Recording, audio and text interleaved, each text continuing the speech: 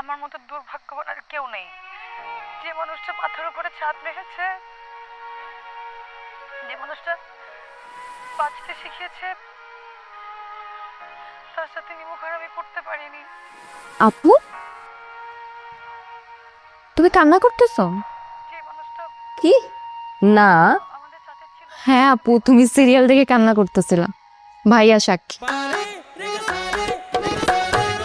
রাহাত, আমি কাঁদতেছিলাম? না, প্রশ্ন আসে না, তুমি ওরকম নিই না। ভাইয়া তুমি তো আমাকে দেখাইছো, এখন পোল্টি মারতেছো কেন? ঠিক আছে।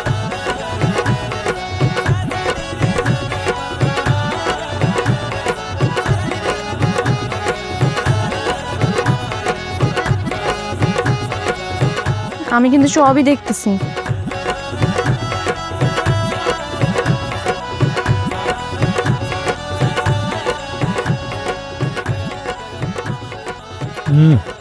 মা, সিনেতে থাকার সময় তোমার হাতে রান্না খুব মিস করেছি। খুব ভালো, এখন ঠিকঠাক মতো করে খা, বুঝলি? নাহলে তো সবাই বলবে তোকে খেতে দেই না। সব খাওয়া আমি খেয়ে ফেলি। আমি যদি রিকেশের মতো মোটা হয়ে যাই না, তাও তুমি আমাকে বলবা শুকাই গেছি।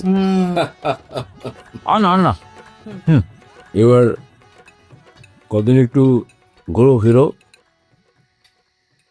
তারপর আমার সাথে কাজে লেগে পড়ো নাকি?